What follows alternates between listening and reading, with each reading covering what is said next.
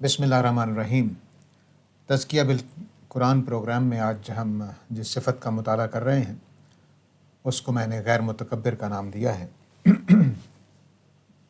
मुतकब्बिर दरअसल तकब्बुर से निकला है और इसके लिए कुरान मजीद में दो अल्फाज आए हैं, एक मुतकब्बिर और एक मुस्तकबिर। इस्तिकबार और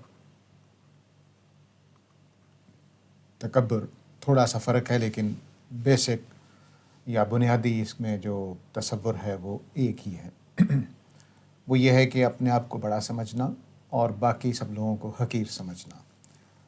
और बड़ा समझने में इस तरीके से बड़ा समझना कि जैसे बस मेरे अंदर कोई गलती नहीं है, मैं सबसे अच्छा हूँ, अखलाक में, बातों में, इल्म में हरफन मौला हूँ, हर चीज़ में मेरी राय दुरुस्त है, हर बात यहाँ तक कि मेरे ख़्याल, मेरे गुमान जो हैं वो भी दुरुस्त हैं। ये तकब्बुर की एक जहत है। तकब्बुर में दूसरा पहलू जो होता है वो दूसरों के साथ रवैये में ज़ाहिर होता है।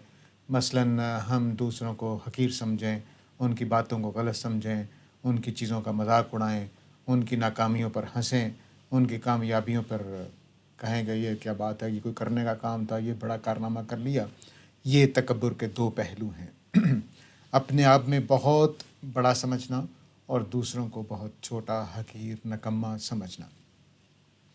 इसी में फिर दूसरों के ऊपर लीडरी ज़ाहिर करना, दूसरों को ऐसे जैसे कि आदमी गाइड कर रहा हो, ऐसे कि जैसे दूसरे बिल्कुल उस अपने पीछे लगाने की कोशिश करना, और इसके नतीजे में गलत बातों पर भी ले जाना लोगों को, क्योंकि वो तकब्बुर से फूटी हुई होती है। ये इस्तकबार है। यानी जब दूसरों के साथ हम बड़ा बनने की कोशिश कर रहे होते हैं तो ये इस्तकबार है। मोटी मोटी इसकी जो निशानियाँ होती हैं तकब्बुर की, वो ये कि आप अक्सर जगहों पर दूसरों का मजाक उड़ाते नज़र आएंगे, उनकी बातों में कीड़े निकालते नज़र आएंगे, उनके कामों पर नेगेटिव तबसरे करते नज़र आएंगे, चुगली और गीबत करते नज़र आएंगे, और उनकी ड्यू जो तारीफ़ होती है वो भी नहीं करेंगे। ये बिलअमूम मुतकब्बिरीन के यहाँ ये चीज़ पाई जाती है। ये बड़ी एक अलामत है जिसको मैंने कई अज्जा में बयान किया है। दूसरी बड़ी अलामत यह है कि अपनी गलती नहीं मानेंगे। आप बताने की कोशिश करेंगे, ऐसा लगेगा कि कान बंद हैं, आंखें बंद हैं, सब कुछ बंद है, कोई बात पहुंचाई नहीं जा सकती है। और ये चीज़ कभी उन लोगों में भी पैदा हो जाती है जो असल में मुतकब्बिर नहीं होते, लेकिन अपनी कामयाबियों का असर इतना होता है कि दूसरों की बातें फिर बच्चों जैसी बातें लगती है, और आदमी ख्याल करता है कि मैं जिस जगह पहुंच गया हूं, अब बाकी सारे हकीर हैं, उनको कोई बात समझ में नहीं आती, मैं ही हुज्जत हूँ, मैं ही दलील हूँ, मेरी ही बातें सही हैं क्योंकि मैंने इतनी कामयाबी हासिल कर ली है। और ये मैंने अजीब व गरीब मंज़र भी देखा है कि तिब में आदमी, यानी मेडिसिन में आदमी बड़े दर्जे में पहुंचा हुआ है तो वो मज़हब में भी ऐसे ही समझने लग जाता है, हालांकि मज़हब में उसका इल्म ज़र्रा बराबर भी नहीं होता। वो आलिम दीन होता है तो वो समझता है मैं साइंस का भी मास्टर हो गया हूँ और वो मेडिसिन का भी मास्टर हो गया हूँ। ये ख़राबी पैदा हो जाती है। चुनांचे इसके नतीजे में बहुत सारी गलतियाँ इंसानों से होती हैं और वो इसी मामले में दूसरों के साथ अपने ताल्लुक़ और अखलाक को बिगाड़ते चले जाते हैं, यहाँ तक कि उन तक बात पहुँचानी मुश्किल हो जाती है। तो ये तकब्बुर जो है ये बहुत ही बाज़ औक़ात आदमी को पता भी नहीं होता वो मुतकब्बिर होता है, क्योंकि उसको अपनी कामयाबियों का ज़ोम ऐसे लग रहा होता है कि वो तो हकीकत पसंद आदमी है, उसने इतनी कामयाबियाँ हासिल की हैं, यहाँ तक पहुँच गया है, तो उसको ये पता नहीं होता कि ये तकब्बुर की चीज़ है। क्योंकि कोई कामयाबी दुनिया में वो सिर्फ़ दो वजह से है, सिर्फ़ दो वजह से। एक ये कि अल्लाह ने आपके लिए ऐसा लिखा था, बिलाशुबा वो आपकी मेहनत बीच में हो सकती है, उसका इनकार नहीं है, लेकिन कितने ही मेहनती हैं जिनको वो कामयाबी नहीं मिली होती जो आपको मिल गई है। कितने ही लायक हैं कि जो मौका ही मुयस्सर नहीं आया। मैं एक जुमला बोला करता हूँ कि माओ ने, मोचियों की बीवी ने कितने ही सुकरात पैदा किए होंगे, लेकिन वो जूते गांठते हुए दुनिया से रुखसत हो गए, और उन्होंने जूते गांठने ही में फ़लसफ़े बनाए हुए थे। कितने ही सुकरात पैदा हुए होंगे, लेकिन खुदा ने उनको मौका नहीं दिया, उनको एक मोची के घर में पैदा कर दिया। वो हो सकता है अपनी फैमिली के लिए कुछ खिदमात अंजाम देकर चला गया हो और बस उसका किरदार इतना ही रहा, लेकिन कितने ही अपने असल में मोची होंगे کہ وہ دنیا سے سکرات بن کر رخصت ہوئے۔ یہ خدا کی دین ہے۔ اس میں خدا نے جو بھی ہمارے ارد گرد، صرف پیسے کے اعتبار سے دیکھ لیجئے، شہرت کے اعتبار سے دیکھ لیجئے کہ بعض نہایت نکمے لوگوں کو شہرت حاصل ہوئی ہوگی، بعض نہایت نکمے لوگوں کو دولت حاصل ہوئی ہوگی۔ یہ خدا کی تقسیم ہے، اس نے دیکھا ہے، اس کے حکمت کے مطابق یہ تقدیر ٹھہرائی ہوتی ہے کہ کہاں پیسہ دینا ہے، کہاں شہرت دینی ہے، کہاں دولت دینی ہے، کہاں پہ لیاقت دینی ہے، کہاں ذہانت دینی ہے، کہاں عقل دینی ہے۔ یہ سارا کچھ اس نے پلان کر رکھا ہے۔ تو اس میں یہی دو چیزیں ہیں، ایک خدا کا فیصلہ کہ کہاں کیا دینا ہے اور کس کو کیا دینا ہے۔ یہ دنیا کی تقسیم ہے۔ اس میں جو بھی آدمی اپنی کامیابیوں پر تکبر کرتا ہے تو وہ گویا دراصل خدا کی اس حکمت کو نہیں سمجھ رہا کہ یہ اس کو خدا کے کسی استحقاق کے بغیر ملا ہے۔ مثلا صلاحیت، ایک آدمی کسی کھیل میں آگے بڑھ گیا ہے تو کھیل میں آگے بڑھنے کی صلاحیت اللہ نے اس کو دی ہے، جو مجھے نہیں دی اس کو دے رکھی ہے۔ تو وہ اپنی اس صلاحیت کی وجہ سے پروان چڑھا ہے، اور کتنے ہی باصلاحیت کھلاڑی ہوں گے کہ جن کی شروع ہی میں ٹانگ توڑ دی گئی ہوگی اور وہ آگے نہیں بڑھ سکے ہوں گے۔ تو یہ سارا خدا کا دیا، صلاحیت خدا کی دی ہوئی اور پھر مواقع خدا کے دیے ہوئے۔ مثلا میں نے بہت سارے لوگوں کو پڑھا ہے زندگی میں جو ابو حنیفہ اور امام شافعی کے درجے کے ہیں، لیکن ان کو شہرت نہیں ملی جو امام ابو حنیفہ اور امام شافعی کو ملی ہے رحمہ اللہ۔ تو یہ جو چیز ہے یہ خدا کی طرف سے ہے۔ اس کے اوپر استکبار کرنے بیٹھ جانا اور اپنی کامیابی کو یہ سمجھنا کہ اب میرے اندر کوئی غلطی نہیں ہے، میں بالکل صحیح سوچتا ہوں، اس سے وہ اچھے مخلص ساتھیوں سے محروم ہو جاتا ہے۔ یہ آیت ہے جس میں ایک پہلو سے، اب میں ان آیتوں کا اپنے طریقے کے مطابق مطالعہ کرتے ہیں جن میں کچھ مختلف پہلو تکبر کے سامنے آئیں گے۔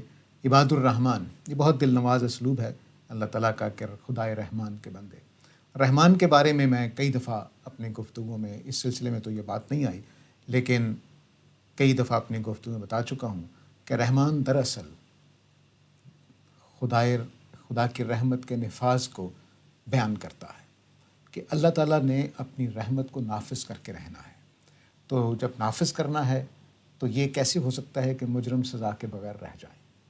رحمت نافذ ہونی ہے، تو میرے ساتھ ظلم ہوا ہے تو ظالم ایسے ہی چلا جائے؟ یہ نہیں ہو سکتا۔ تو بدلہ، سزا، جزا، یہ رحمت کا لازمی حصہ ہے۔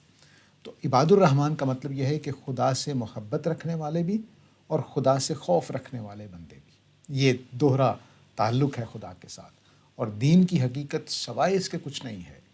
دین کی حقیقت، میں یہ سوچ سمجھ کے الفاظ بول رہا ہوں، دین کی حقیقت سوائے اس کے کچھ نہیں ہے کہ ہم خدا کے ساتھ بندگی کا رشتہ رکھتے ہیں۔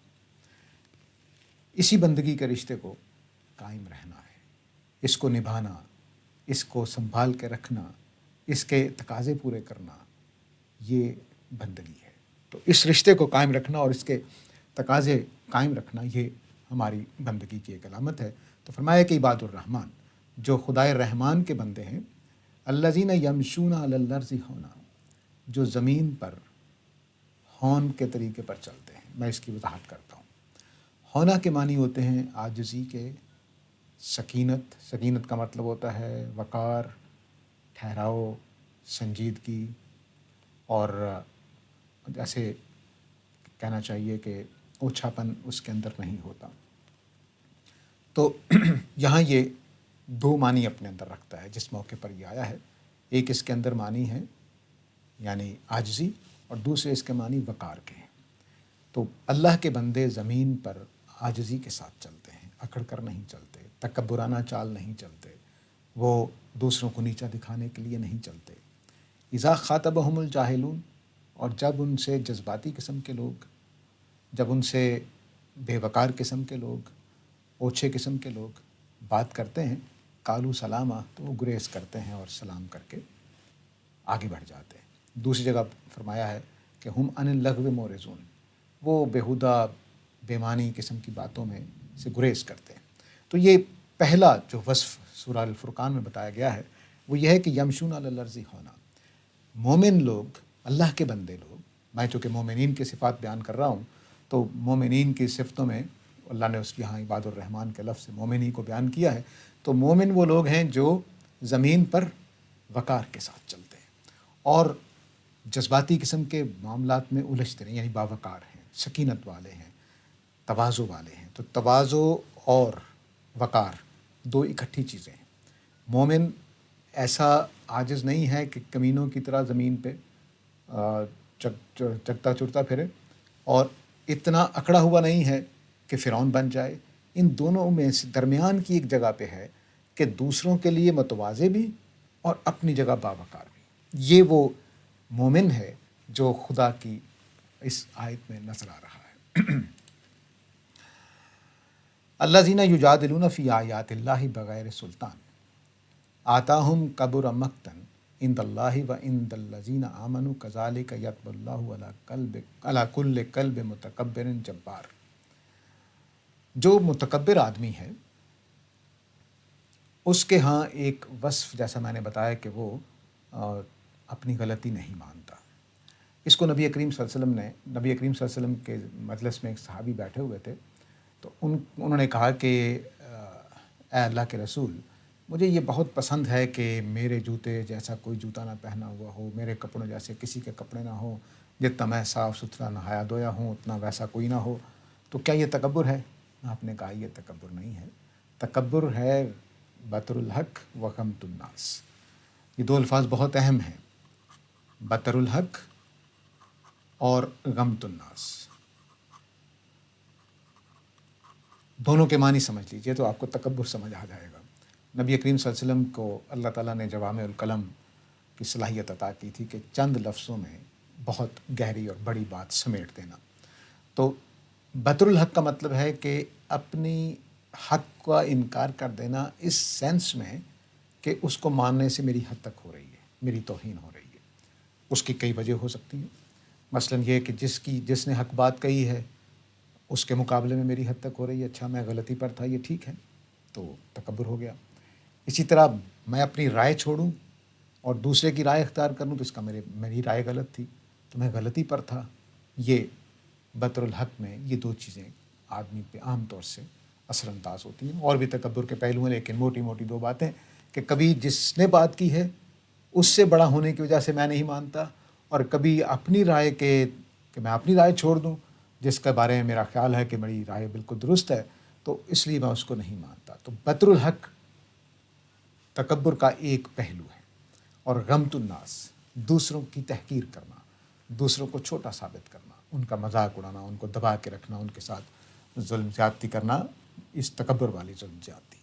تو یہ غمط الناس، یہ دو پہلو ہیں جو تکبر کو واضح کر دیتے ہیں. تو آپ نے ان صحابی سے اصل میں فرمایا کہ جب تم اچھے کپڑے پہن کر بیٹھو گے اور اس کی وجہ سے حق بات نہیں مانو گے غریب آدمی کی تو تکبر ہو جائے گا.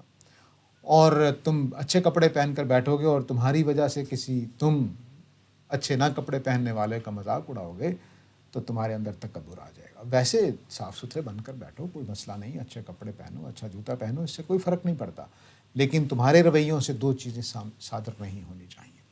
تو اب یہاں یہ اس آیت میں یہ فرمایا گیا ہے کہ یہ لوگ اللہ کی آیتوں میں کج بحثی کرتے ہیں بغیر سلطان، کوئی دلیل نہیں ہوتی.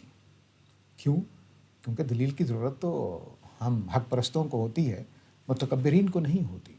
تو متکبرین جو ہیں وہ پھر مین میخ نکالتے ہیں کیونکہ انہوں نے بات تو مانی نہیں. اب محمد صلی اللہ علیہ وسلم ایسی بات لے کر آ گئے ہیں اور ابو جہل کے لیے وہ تسلیم کرنی پڑ جائے، جبکہ وہ لیڈر ہے، وہ شاندار آدمی ہے، قوم کا رہنمائی کرنے کے مقام پہ ہے، قوم کو اس نے گائیڈ کرنا ہے، اور وہ ایک دوسرے آدمی کی بات مان لے، یہ ناممکن ہے. چنانچہ ان کو کرنا ہی پڑتا ہے کہ بغیر دلیل کے باتیں کرنی پڑتی ہیں، اور جس کا نتیجہ یہ نکلتا ہے کہ اللہ تعالیٰ کے ہاں ان کے دلوں پر مہر لگ جاتی ہے.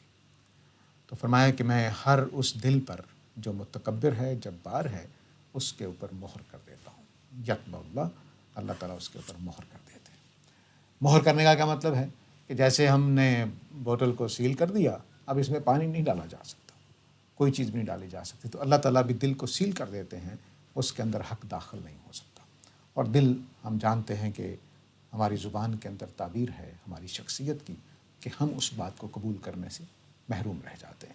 تو یہ تکبر کا ایک بڑا نشانہ حق بن جاتا ہے کہ انسان اپنی بڑائی کی وجہ سے، اس وجہ سے کہ اس کی حد تک ہوگی، وہ ماننے سے انکار کر دیتا ہے. اس آیت میں بھی یہی بات فرمائی گئی ہے الہکم الہ واحد، تمہارا خدا بس ایک ہے، فالذین لا یؤمنون بالآخرہ، اور جو لوگ آخرت کو نہیں مانتے، قلوبہم منکرہ، ان کے دل اس کو ماننے کو تیار نہیں ہیں، منکر ہیں اس بات کے، وہم مستکبرون، کیوں کہ وہ مستکبر ہیں، وہ بات کو ماننے کو تیار نہیں ہیں، تکبر میں پڑے ہوئے ہیں۔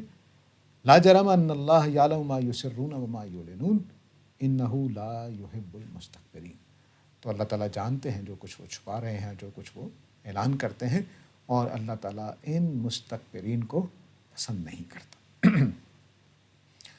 اب یہاں پر بھی دیکھیے کہ وہ دو یہاں باتیں اہم ہیں۔ ایک تو وہی بات کہ ان کے دل تکبر کی وجہ سے اس حق بات کو ماننے کو تیار نہیں ہیں کہ اللہ ایک ہے۔ کیوں؟ کیونکہ انہوں نے پچھلے کئی سالوں سے بہت سارے دیوتاؤں کو خدا بنا رکھا ہے، تو تکبر اب یہ آ گیا ہے کہ ہماری بات غلط تھی، ہمارے دیوتا غلط ہیں، ہمارے باپ دادا غلط ہیں، ہم محمد صلی اللہ علیہ وسلم کی بات نہیں مانیں گے۔ تو الہکم الہ واحد کے راستے میں رکاوٹ بن جاتی ہے۔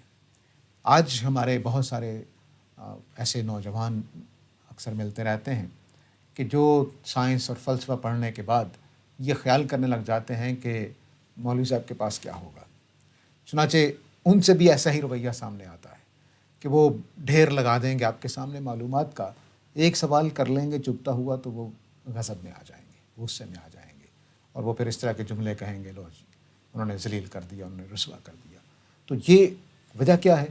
وجہ یہ ہے کہ ان کے تکبر کو ٹھیس پہنچی ہے، کہ وہ جس پورے فریم کو بنا کر بیٹھے ہوئے تھے باتوں کے اور تصورات کے، اس پہ آپ نے چوٹ لگا دی ہے۔ وہ اس کو ٹوٹتا ہوا قبول نہیں کر سکتے، کیونکہ انہوں نے بڑے چاؤ سے اور بڑے فخر اور بڑے ناز سے اس کو تعمیر کیا ہے۔ پیچھے اتنی معلومات ہیں، ڈیٹا ہے جو سائنس نے اکٹھا کیا ہے، اور اس ڈیٹا کی بنیاد پر وہ یہ رائے بنا کر بیٹھے ہوئے تھے۔ تو یہاں پر کہیں دولت کا، کہیں علم کا، کہیں سائنس کا، کہیں تصورات کا، کہیں آباء و اجداد کی عظمت کا وہ ناز ہے، وہ فخر ہے جو حقائق کو ماننے میں رکاوٹ بن جاتا ہے۔ تو چنانچہ فرمایا کہ وہم مستکبرون، ان کے انکار کی وجہ، ان کے دل جو منکر ہو رہے ہیں حق بات کے، اس کی وجہ دلیلیں نہیں ہیں۔ دلیلوں پر تو پیچھے ہم نے بات کی کہ وہ دلائل کے بغیر گفتگو کر رہے ہوتے ہیں۔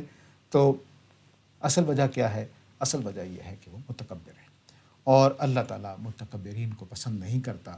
تو یہ کیسے ہو سکتا ہے کہ اس کی آیتیں متکبرین کے اوپر اثر انداز ہو جائیں؟ اس کی آیتوں کی یہ شان نہیں ہے کہ متکبرین پھر اس سے فائدہ اٹھائیں، کیونکہ اس کے لیے، ان آیتوں سے فائدہ اٹھانے کے لیے متقین کی ضرورت ہے، جو ہم نے پہلی صفت قرآن مجید سے پڑھی تھی کہ وہ جو حقائق، حق کے آگے جھکنا جانتے ہیں، جو اپنی غلطی کو ماننا جانتے ہیں، جو دوسروں کی سچائی کو تسلیم کرنا جانتے ہیں، وہی حقائق کو مان سکتے ہیں، وہی آیات کو مان سکتے ہیں۔ یہ آیت جو ہے یہ بہت زیادہ لمبی ہے، لیکن جو پیسج ہے، لیکن اس میں نے جو چنا ہے اس کی وجہ یہ ہے کہ یہاں استکبار اور یشکرون کو موازنے میں رکھا گیا ہے۔ آیت یہ کہتی ہے کہ قال ربکم ادعونی استجب لکم، تمہارا رب یہ کہتا ہے، ان سے کہہ دو، اس نے کہا کہ تمہارا رب یہ کہتا ہے کہ مجھے پکارو، میں تمہاری پکار کا جواب دوں گا۔ ان الذین یستکبرون عن عبادتی سیدخلون جہنم داخرین، جو اللہ کی عبادت سے تکبر کی وجہ سے گریز کرتے ہیں، وہ ان قریب دوزخ میں جائیں گے، اور ہمیشہ کے لیے ذلیل ہو کر۔ اللہ الذی جعل لکم اللیل لتسکنوا فیہ والنہار مبصرا ان اللہ لذو فضل علی الناس ولکن اکثر الناس لا یشکرون۔ اللہ تعالیٰ کی وہ ذات جس کی بندگی سے یہ گریز کر رہے ہیں، وہ یہ ہے کہ جس نے رات بنائی تاکہ تم آرام کرو، اور دن بنایا روشن تاکہ تم کام کرو، اور بلا شبہ اللہ تعالیٰ بڑے ہی فضل والا ہے لوگوں کے اوپر، لیکن اکثر لوگ شکر گزاری نہیں کرتے۔ یہ یہاں پر یستکبرون عن عبادتی اور یشکرون کا موازنہ یہ بتا رہا ہے کہ دراصل خدا کی بندگی کرنا خدا کی شکر گزاری ہے کہ اس نے ہمیں یہ سب نعمتیں دی ہیں۔ تو ہم اپنی زندگی میں بھی دیکھیں گے کہ اگر آپ کسی متکبر آدمی کو تحفہ دیں تو وہ اس میں 100 کیڑے نکال دے گا اور شکریہ ادا نہیں کرے گا، نہیں ادا کرے گا۔ حالانکہ حقیقی بات یہ ہے کہ نبی کریم صلی اللہ علیہ وسلم نے کہا ہے کہ تحفے تحائف دیا کرو، خواہ پائے کی وہ جو آگے کھری والی بوٹی ہوتی ہے وہی دینی ہو، تو دینی چاہیے، تحفے تحائف دینے چاہیے۔ تحفے تحائف میں تکبر آڑے نہیں آنا چاہیے، تو وہ آپ کا شکریہ ادا نہیں کرے گا، بلکہ ہو سکتا ہے کہ اٹھا کر اگر بہت بھی اچھا کرے گا تو اٹھا کر ایک طرف رکھ لے گا، ناگواری کا اظہار کرے گا، یا آپ کو بعد میں کہیں سنائے گا کہ تم نے کیا تحفہ دے دیا تھا، یا یہ کہہ دے گا کہ بھئی مجھے میرے پاس تو یہ تھا، یا کہہ دے گا اچھا اس کی مجھے کیا ضرورت تھی، وغیرہ وغیرہ، تو شکریہ ادا نہیں کرے گا۔ تو بالکل ٹھیک ایسے ہی جو آدمی اپنے اندر سے متکبر ہے وہ خدا کی عبادت نہیں کر سکتا، کیونکہ اس کو تو لگتا ہے کہ بھئی میرا اپنا کمال ہے، میں نے خود کمایا ہے سارا کچھ۔ قارون کا اللہ تعالیٰ نے قصہ سنایا ہے قرآن مجید میں کہ وہ یہ کہتا تھا کہ میں نے اپنے علم اور اپنی قوت کی وجہ سے یہ ساری دولت کمائی ہے۔ تو یہ وہ فریب ہے جس میں متکبر آدمی آ جاتا ہے، تو پھر وہ شکر گزار نہیں رہتا۔ شکر گزار وہ رہتا ہے جو اس پوری دنیا کی حقیقت کو سمجھتا ہے اور سمجھنے کے بعد یہ جانتا ہے کہ یہ سب کچھ میرے خدا نے مجھے دیا ہے، وگرنہ مجھ سے زیادہ باصلاحیت لوگ ہیں جو اس سے زیادہ کما سکتے تھے لیکن وہ نہیں کما پا رہے، مجھ سے زیادہ مستحق لوگ تھے جن کو اس سے زیادہ ملنا چاہیے تھا لیکن نہیں ملا، اور مجھے اللہ تعالیٰ نے دے رکھا ہے۔ تو یہ یہاں سے شکریہ کا ایک مفہوم پیدا ہوتا ہے کہ اللہ تعالیٰ نے مجھے کیا دے رکھا ہے، دوسرے کو کیا دے رکھا ہے، وہ سارا لیکن یہاں اللہ تعالیٰ نے فرد کو زیر بحث نہیں لے کر آئے، بلکہ پوری کائنات کو سامنے رکھا ہے کہ میں نے رات کو بنایا، میں نے دن کو بنایا، اور اپنے بندوں پر فضل کرتا رہتا ہوں۔ تو رات دن کی یہ تقسیم ہی کافی ہے اس بات کے لیے کہ اللہ کی نعمتوں پر شکر ادا کیا جائے۔ والذین کذبوا بآیاتنا واستکبروا عنہا اولئک اصحاب النار هم فیہا خالدون۔ تو پیچھے جو میں بات بناتا چلا آ رہا ہوں اب وہ یہاں پہنچی ہے کہ جو بھی لوگ اللہ کی آیتوں کو جھٹلاتے ہیں، جھٹلانے کے اندر یہ مفہوم نہیں ہوتا کہ ان کو واقعی جھوٹی لگ رہی ہیں، اس کا مطلب یہ ہوتا ہے کہ باتیں سچی لگ رہی ہیں اور اس کو جھٹلا رہے ہیں۔ جھٹلانا اصل میں سچائی کو انکار کرنا ہوتا ہے۔ تو والذین کذبوا بآیاتنا، جو ہماری آیتوں کو جھٹلا رہے ہیں، واستکبروا عنہا، اور ان سے تکبر کی وجہ سے انکار کر رہے ہیں، اولئک اصحاب النار۔ تو جو آدمی متکبر ہوتا ہے وہ خدا کی آیتوں جیسی واضح باتوں پر بھی انکار کرنے پہ آ جاتا ہے۔ میں ان لوگوں کی بات کر رہا ہوں جن کے سامنے قرآن اترا ہے، کیونکہ ہو سکتا ہے کہ ہم اردو دانوں کے لیے آیتیں اتنی واضح نہ ہوں جتنی ابو لہب کے لیے تھیں، ابو جہل کے لیے تھیں، تو ان کے لیے یہ بلا شبہ بہت دو ٹوک باتیں تھیں۔ جیسا کہ سورہ اعراف کی یہ آیت ہے، تو سورہ اعراف میں جتنے واضح طریقے سے قریش کے لیے دعوت دی گئی ہے وہ اس سے واضح مجھے نہیں معلوم کہ کیسے دی جا سکتی ہے۔ تو فرمایا گیا کہ تم آیتوں کو جھٹلا رہے ہو تو اس کی وجہ یہ نہیں ہے کہ آیتیں جھوٹی ہیں، اس کی وجہ یہ نہیں ہے کہ آیتوں میں کوئی نقص ہے، نہیں، تمہارے اندر استکبار ہے۔ تو یہ مرض کی نشاندہی ہے اس بات کی کہ حقائق کو ماننے میں اگر وہ حق ہے تو اس کے ماننے میں رکاوٹ ایک چیز ہوتی ہے جس کو ہم تکبر کہتے ہیں۔ قال الملأ الذین استکبروا من قومہ لنخرجنک یا شعیب، یہ حضرت شعیب کی قوم کے لیڈروں کی بات ہے۔ الذین استکبروا، قرآن مجید میں جو استکبروا ہے یہ قوم کے لیڈروں اور عوام دونوں کے مقابل، یعنی عوام کے مقابل میں اور لیڈروں کے لیے آیا ہے۔ ان کے لیے استضعفوا کا لفظ آیا کہ وہ جو کمزور ہیں، اور ان کے لیے استکبروا ہے۔ تو ہر جگہ قرآن میں استکبروا کا مطلب متکبر نہیں ہے، لیکن لیڈری کے زوم والے ہیں، اندھیرا دکھانے والے۔ تو یہ بھی ایک تکبر کی ایک شکل ہے کہ مجھے معلوم کچھ بھی نہیں ہے لیکن لیڈری کے مقام پہ بیٹھا ہوا ہوں، میرے پاس علم کچھ بھی نہیں ہے لیکن سکھانے کے لیے بیٹھ گیا ہوں، میرے پاس کوئی ہنر نہیں ہے لیکن ہنر سکھانے بیٹھ گیا ہوں۔ تو یہ فرمایا کہ جو لیڈر تھے حضرت شعیب کی قوم کے، وہ بڑے بنتے تھے، وہ حضرت شعیب کو کہتے تھے یار یہ کوئی آدمی ہے، دیکھو ہم دولت والے، ہمارے پاس یہ چیز، ہمارے پاس یہ چیز، ہم نے فلاں کارنامہ کر رکھا ہے، ہم نے فلاں کارنامہ کر رکھا ہے، اتنے لوگوں کو ہم پال رہے ہیں، اتنے لوگوں کے خرچے اٹھائے ہوئے ہیں، اتنے لوگوں کے ساتھ یہ۔ تو یہ وہ استکبار ہے، بڑے بننے کی خواہش، بڑا نظر آنے کی تمنا، بڑا نظر آنے کے لیے دوسروں کو چھوٹا کرنے کی جدوجہد، یہ یہاں پیش نظر ہے۔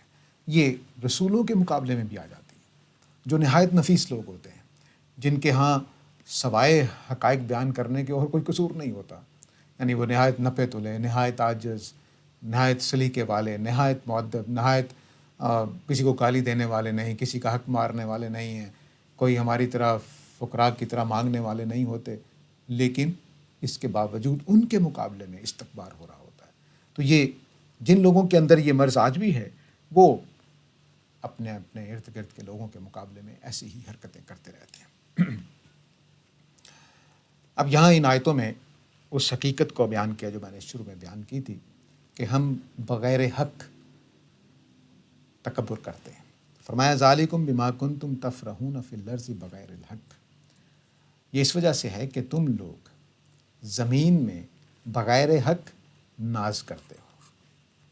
بغیر حق، یہ تفرحون خوش ہونا ہے، لیکن یہ ناز والا خوش ہونا ہے، بڑا مگن اپنے کارناموں میں، اپنی چیزوں میں۔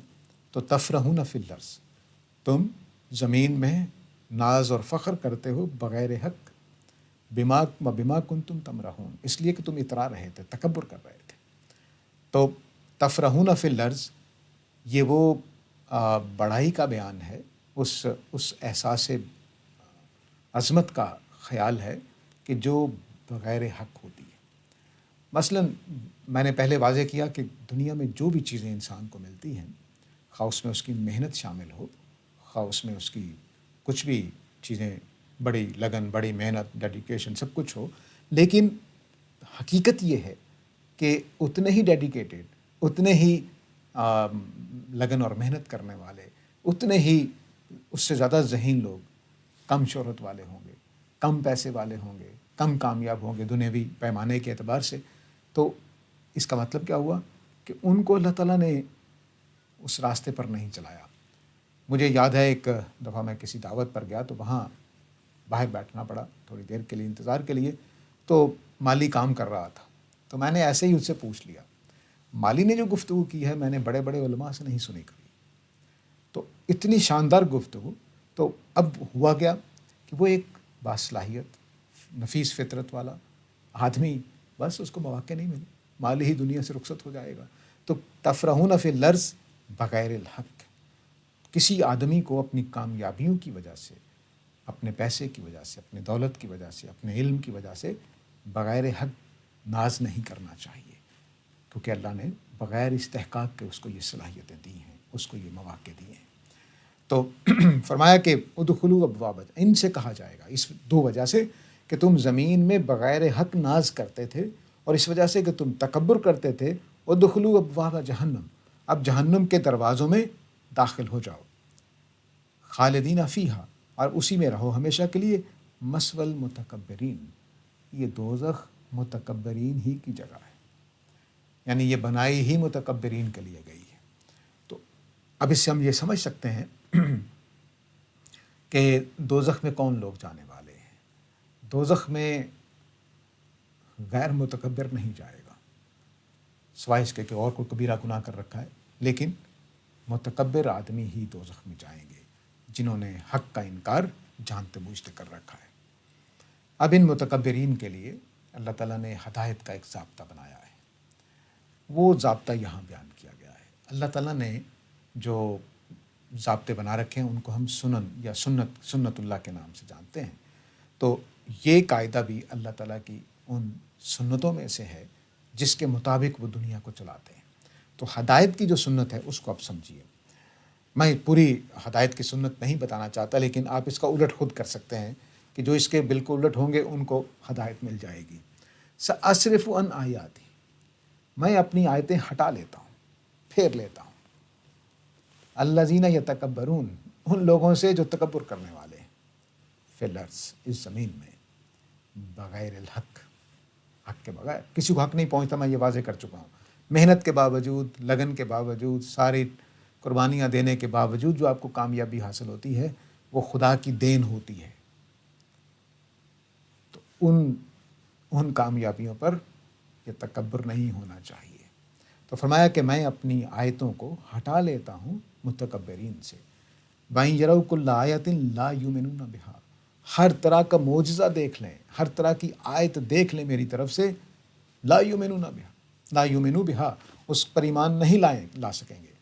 وَإِن يَرُوا سَبِيلَ الرُّشْدِ، حق بات بالکل واضح ہو جائے گی، لا يَتَّخِذُوهُ سَبِيلًا، اس کو اپنا راستہ نہیں بنائیں گے۔ وَإِن يَرُوا سَبِيلَ الْغَيِّ، اور جانتے ہوں گے کہ یہ گمراہی کا راستہ ہے، يَتَّخِذُوهُ سَبِيلًا، اسی کو اپنا راستہ بنائیں گے۔ ذَلِكَ بِأَنَّهُمْ كَذَّبُوا بِآيَاتِنَا، یہ اس بات کی سزا ہے کہ انہوں نے ہماری آیتوں کو جھٹلا دیا ہے۔ وَكَانُوا عَنْهَا غَافِلِينَ، اور اس سے وہ اپنے آپ کو چھپا کے رکھے ہوئے ہیں۔ تو یہ تکبر کے لیے متکبر آدمی دوزخ میں جانے کا سبب خود بنتا ہے۔ کیوں؟ کیونکہ وہ بغیر حق تکبر کر رہا ہوتا ہے، سچائی کو ماننے کو تیار نہیں ہوتا، اللہ کی نشانیوں کو جھٹلا دیتا ہے، بالکل بات واضح ہو جاتی ہے، تکبر کی وجہ سے نہیں مان رہا ہوتا، بالکل بات ثابت ہو جاتی ہے، اس سے محروم رہ جاتا ہے اپنے تکبر کی وجہ سے۔ یہ تکبر کبھی اپنی آراء کی وجہ سے ہوتا ہے، کبھی خاندان کی وجہ سے ہوتا ہے، کبھی شکل و صورت کی وجہ سے ہوتا ہے، کبھی اپنے مطالعے کی وجہ سے ہوتا ہے، کبھی اپنی دوسری کامیابیوں کی وجہ، کسی بھی وجہ سے۔ محمد عربی صلی اللہ علیہ وسلم کے پاس اگر پیسہ نہیں ہے اور ابو جہل کے پاس پیسہ ہے تو رکاوٹ بن جاتا ہے۔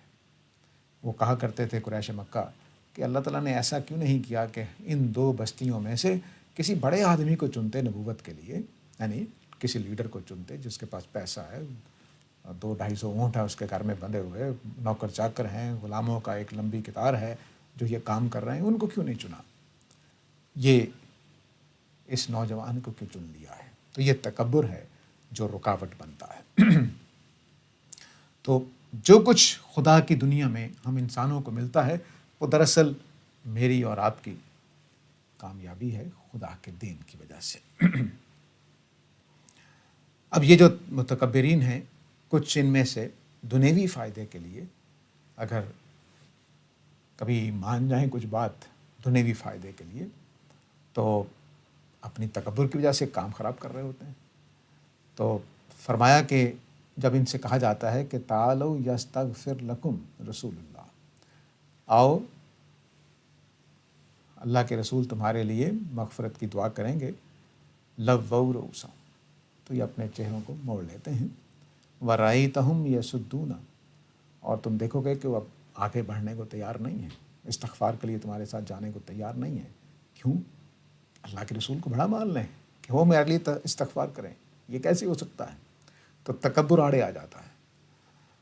جب تکبر آڑے آ جاتا ہے تو وہ بالکل رک جاتے ہیں۔ چنانچہ یہاں پر بڑا اچھا موازنہ ہوا ہے کہ لووا رؤوسہم اور آگے ورأیتہم یصدون، کہ جو ان کا ظاہری حصہ ہے، جسم کا ظاہری وجود، وہ بس نہیں منہ ادھر کرنے کو پیش کرتا ہے، اور اندر سے وہ ٹھٹک رہے ہوتے ہیں، رک رہے ہوتے ہیں کہ نہیں ہم نے نہیں جانا۔ وجہ کیا ہے؟ وہم مستکبرون، وہ تکبر میں پڑے ہوئے ہوتے ہیں، وہ رسول کی عظمت کو تسلیم کرنے کو تیار نہیں ہیں۔ کیوں؟ کیونکہ وہ خود پروخت بنے ہوئے تھے، خود بڑے شاندار لوگ تھے، بڑے کامیاب تھے، لوگ ان کے پاس آ کے باتیں پوچھتے تھے، وہ فتوے بھی دے رہے تھے، وہ مشکلوں کے حل بھی کر رہے تھے، وہ ڈاکٹر بھی تھے، وہ لیڈر بھی تھے، وہ طبیب بھی تھے۔ اب اپنی مغفرت کے لیے اللہ کے رسول کے پاس چلے جائیں، یہ تکبر ان سے ٹوٹ نہیں سکتا۔ یہ وہ جگہ ہے جہاں پر فرمایا کہ یہ جو رسول کی مجلس میں بھی جانا ان کے لیے قابل قبول نہیں ہوتا۔ چنانچہ اب یہ جو متکبر ہیں، جب ان کے سامنے حقائق واضح ہونا شروع ہوتے ہیں، سچائیاں کھلتی ہیں، تو اب مثلا میں نے ابھی کہہ رکھا ہے کہ بھئی آج سورج گرہن ہوگا، سورج گرہن نہیں ہوا۔ جب نہیں ہوا تو اب آپ آ گئے کہ بھئی ساجد تم نے کہا تھا سورج گرہن ہونا ہے، تو سورج گرہن تو نہیں ہوا، تمہاری بات غلط ہو گئی، تو میں آگے سے کیا کر سکتا ہوں؟ اگر متکبر آدمی تو کہوں گا تم لوگوں کو غلط فہمی ہے، آنکھیں صاف کراؤ جا کر، سورج گرہن ہوا ہے تم نے دیکھا نہیں، تم دیر سے آئے ہو، یہ ہوا ہے وہ ہوا ہے، یہ ساری باتیں میں کرنے لگ جاؤں گا۔ بالکل رویہ یہاں دیکھیے، یہ قرآن مجید پیش ہو رہا ہے۔ قرآن مجید کے پیش ہونے میں اس میں دو ٹوک باتیں واضح ہو گئی ہیں۔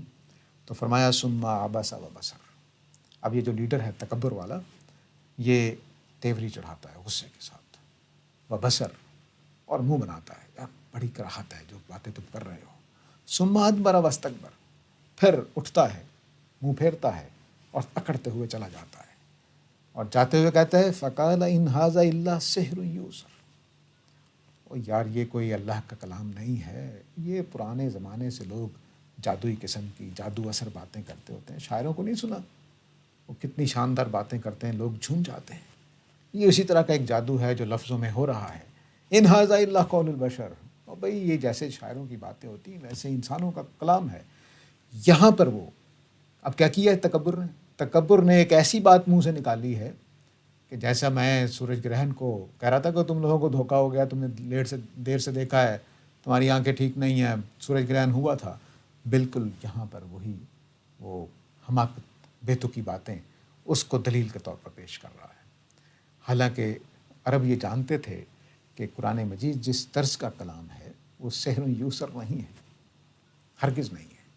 یعنی اگر قرآن مجید کو دیکھیں تو قرآن مجید کے تعارف پر بہت کچھ لکھا جاتا ہے، لیکن ایک بات میں یہ کہنا چاہوں گا کہ قرآن مجید اور انسانی کلام میں ویسا ہی فرق ہے جیسے اصل گلاب کے پھول میں اور نقلی گلاب کے پھول میں ہوتا ہے۔ اس کو بتایا نہیں جا سکتا کہ فرق کیا ہے۔ تو کبھی آپ چھو کر دیکھتے ہیں اصلی پھول کو اور نقلی پھول کو تو آپ کہتے ہیں نہیں یہ اصلی ہے، کبھی سونگھ کر دیکھتے ہیں اور آپ کہہ دیتے ہیں نہیں یہ اصلی پھول ہے، کبھی آپ اس کے ٹیکسچر کو دیکھ کر بتائیں گے، کبھی اس کی رنگت کو دیکھ کر بتائیں گے، کبھی اس کے مرجھا جانے کو دیکھ کر بتائیں گے۔ تو اصلی پھول اور نقلی پھول بظاہر پھول ایک جیسے لگ رہے ہیں، لیکن وہ جو اندر کی نزاکتیں ہیں، وہ اندر کی تازگی ہے، وہ جو اندر کی زندگی ہے، وہ جو اندر کا رنگ روغن ہے، جو اس کی خوشبو ہے، جو اس کی مہک ہے، وہ مقابلے میں نہیں آتی۔ تو قرآن مجید اس طرح کا اصلی پھول کی طرح کا کلام ہے، اور انسانوں کے کلام نقلی پھول کی طرح کلام ہے۔ خوبصورت ہوتے ہیں، بڑے اچھے لگتے ہیں، لیکن آپ چھو کر، سونگھ کر، ہاتھ لگا کر اس کے ٹیکسچر سے، اس کی خوشبو سے بتا سکتے ہیں کہ یہ نقلی ہے کہ اصلی ہے۔ تو اس پھول کو، اس کلام کو کہتا ہے کہ یہ قول بشر ہے۔ تو یہ تکبر میں آدمی اس طرح کی حماقتیں کرتا ہے، اور جو ذرا سمجھدار لوگ ہوتے ہیں پھر وہ سمجھ جاتے ہیں کہ نہیں اس کے پاس کوئی بات نہیں ہے، ایسے ہی۔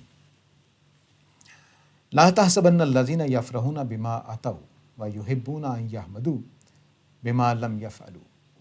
یہ اہل کتاب کے بارے میں یہ بات ہے کہ یہ انہوں نے بڑے کارنامے گنواتے ہیں، میں نے یہ کیا، میں نے وہ کیا، اور یہ چاہتے ہیں کہ ان چیزوں پر ان کی تعریف کی جائے جو انہوں نے کیے نہیں ہیں۔ متکبرین کی ایک بڑی وصف اور بڑی حصہ ان لوگوں کا ہوتا ہے جو صرف شیخیاں بگاڑ رہے ہوتے ہیں۔ اور یہاں خیر شیخی سے بڑھ کر ایک غلط فہمی ہے، غلط بات ہوتی ہے کہ ہم اپنی آرا کو جو سمجھ رہے ہوتے ہیں، اپنے کاموں کو سمجھ رہے ہوتے ہیں کہ ہم نے بڑے کارنامے کیے ہیں، حالانکہ وہ ساری ریاکاری ہوتی ہے، متکبرانہ اقدامات ہوتے ہیں۔ لیکن ہم سمجھ رہے ہوتے ہیں کہ جی میں نے فلاں جگہ قربانی کی تھی، فلاں یہ کام کیا تھا، فلاں دین کی خدمت کی تھی، فلاں یہ کیا تھا، اس کا داد ملنی چاہیے۔ تو فرمایا کہ اس پر داد نہیں ملتی، داد متقین کو ملتی ہے۔ میں نے حابیل اور قابیل کا قصہ سناتے ہوئے اسی سلسلے میں عرض کیا تھا کہ قابیل کو حابیل نے پیار محبت سے کہا کہ دیکھو قربانی اللہ نے میری قبول کی ہے، اور وہ متقی لوگوں کی قربانی قبول کرتا ہے، تم بھی متقی بن جاؤ، قربانی قبول ہو جائے گی۔ لیکن وہ نہیں بنا۔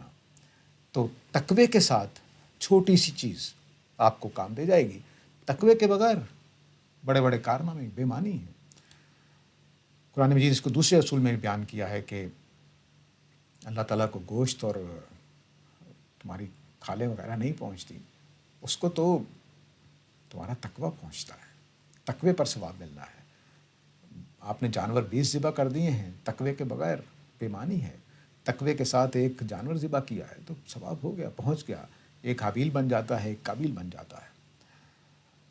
تکبر کی ایک شکل فرقے میں ہوتی ہے، قوم میں ہوتی ہے، تہذیب میں ہوتی ہے۔ مثلاً اس وقت مغرب کو اگر آپ دیکھیں تو ایک تہذیبی تفاخر میں ہے، اور باقی تمام تہذیبوں کو وہ حقیر سمجھتا ہے۔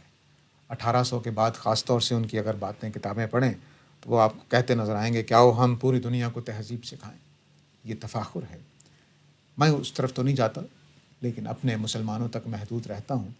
ہمارے ہاں فرقوں میں یہ پایا جاتا ہے، بریلوی بہترین فرقہ ہے، دیوبندیت بہترین فرقہ ہے، اہل حدیث بہترین فرقہ ہے، فکر غامدی بہترین فکر ہے۔ یہ ساری چیزیں ہم کر رہے ہوتے ہیں۔